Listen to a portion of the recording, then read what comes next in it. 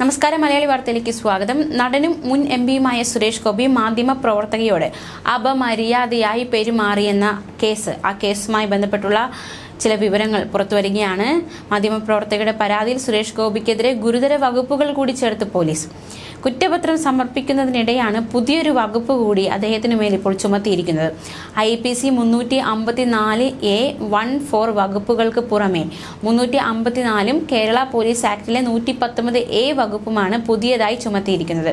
2 വർഷം വരെ തടവും പിഴയും ശിക്ഷ കിട്ടുന്ന വകുപ്പാണ് ഇപ്പോൾ ചുമത്തിയിരിക്കുന്നത്. പൊതുസ്ഥലത്ത് സ്ത്രീയോട് മോശമായി പെരുമാറുക, ബോധപൂർവമായ ലൈംഗിക അതിക്രമം എന്നീ കുറ്റങ്ങളാണ് ഈ വകുപ്പുകൾ പ്രകാരം ചുമത്തിയിരിക്കുന്നത്.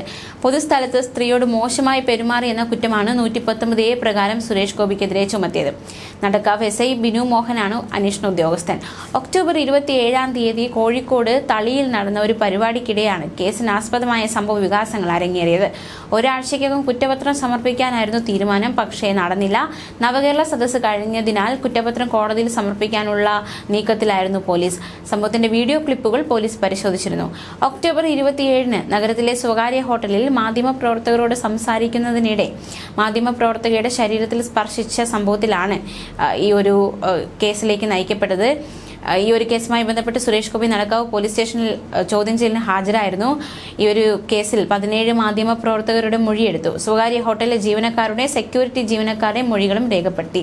ലോക്സഭാ തെരഞ്ഞെടുപ്പിൽ മത്സരിക്കുന്നതുമായി ബന്ധപ്പെട്ട് തുടർ ചോദ്യങ്ങൾ ചോദിച്ച മാധ്യമ പ്രവർത്തകരുടെ ചുമലിൽ അനുവാദമില്ലാതെ സുരേഷ് ഗോപി തൊടുകയായിരുന്നു. മാധ്യമപ്രവർത്തക ആദ്യം ഒഴിഞ്ഞു മാറി. എങ്കിലും സുരേഷ് ഗോപി വീണ്ടും കൈ ചുമലിൽ വയ്ക്കാൻ ശ്രമിച്ചു. ഈ സമയത്ത് മാധ്യമപ്രവർത്തക കൈ തട്ടി മാറ്റുകയായിരുന്നു. സംഭവം വിവാദമായതോടെ സുരേഷ് ഗോപി മാധ്യമപ്രവർത്തകയോട് ക്ഷമ ചോദിച്ച് രംഗത്ത് വന്നിരുന്നു. എന്നാൽ സുരേഷ് ഗോപിയുടേത് വിശദീകരണം മാത്രമാണെന്നും മാപ്പ് പറച്ചിലല്ലെന്നും ചൂണ്ടിക്കാട്ടിയാണ് മാധ്യമപ്രവർത്തക നിയമ നടപടിയുമായി മുന്നോട്ട് പോയത്. സംഭവത്തിൽ മാധ്യമപ്രവർത്തക കോഴിക്കോട് സിറ്റി പോലീസ് കമ്മീഷണർക്ക് പരാതി നൽകിയിരുന്നു. ഈ പരാതി പിന്നീട് നടക്കാവ് പോലീസിന് കൈമാറി. സുരേഷ് ഗോപി സ്ത്രീത്വത്തെ അപമാനിച്ചുവെന്നും മോശം ഉദ്ദേശത്തോടെ പെരുമാറിയെന്നുമാണ് മാധ്യമപ്രവർത്തക പരാതിയിൽ ആരോപിച്ചത്. സംഭവം അന്വേഷിക്കുമെന്ന് വ്യക്തമാക്കിയ കമ്മീഷണർ പരാതി നടക്കാവ് പോലീസിന് കൈമാറുകയായിരുന്നു.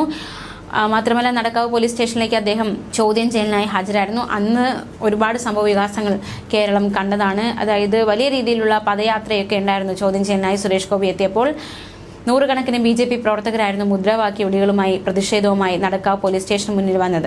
BJP നേതാക്കൾ അടക്കമുണ്ടായിരുന്നു.